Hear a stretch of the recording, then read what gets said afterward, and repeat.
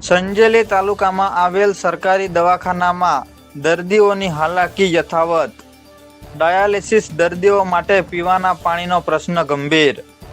સંજેલી તાલુકાના સામૂહિક આરોગ્ય કેન્દ્ર ખાતે ડાયાલિસિસ સહિતના દર્દીઓને પીવાના પાણી જેવી પાયાની સુવિધાથી વંચિત રહેવું પડી રહ્યું હોવાના આક્ષેપો સામે આવ્યા છે.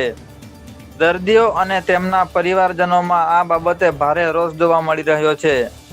સ્થાનિક આગેવાનો દ્વારા અગાઉ પણ હોસ્પિટલની સમસ્યાઓ અંગે રજૂઆત કરવામાં આવી હતી, છતાં હજુ સુધી કોઈ યોગ્ય કાર્યવાહી થઈ નથી.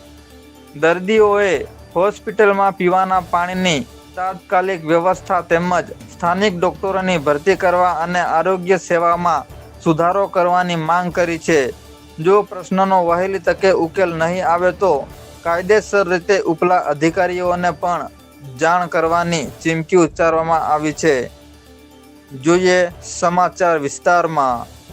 હું પરેશભાઈ, મારું નામ પરેશભાઈ પટેલ. હું રહેવાસી રાજકોટનો, પણ અહીંયા સંજેલી ડાયાલિસિસ કરાવું છું. આ વિભાગમાં કોઈ જાતની સગવડ નથી. પાણી અઠવાડિયા થયા મોટર બરી ગઈ છે, અને મોટર બરી તો ગઈ છે પણ મઈ જતી રહી છે. અને સિંઘ સાહેબને અમે ફોન કરીને કહીએ તો એ કે મારામાં આવતું નથી અને હું જવાબદારી લેતો નથી. બસ આનો પ્રશ્ન હલ કરો અમને. અમે ડાયાલિસિસ પેશન્ટ છીએ. અમારે બબે કલાક જ ડાયાલિસિસ થયું છે. આ ચોથું ડાયાલિસિસ છે 2 કલાકનું.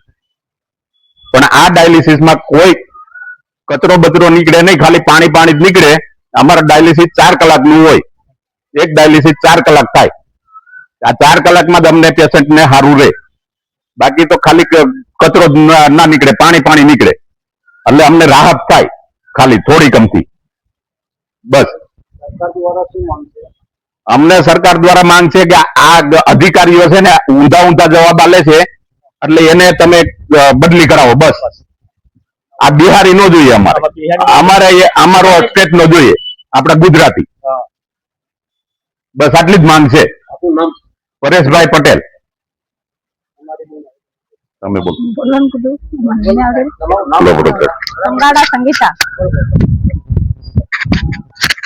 સંગીતા બેન બાપા, અમારો કઈ ડાયાલિસિસ માં કઈ થતું નથી. 2 કલાક કર્યા, 2 કલાક નું શું હોય? પાણી નથી, પાણી નીકળે, કચરું માં બધું અંદર રહે, તકલીફ વધારે બગડે. કઈ તકલીફ મને મોટર નું કઈ વ્યવસ્થા હે નથી. મોટર માં જતી રહી અંદર.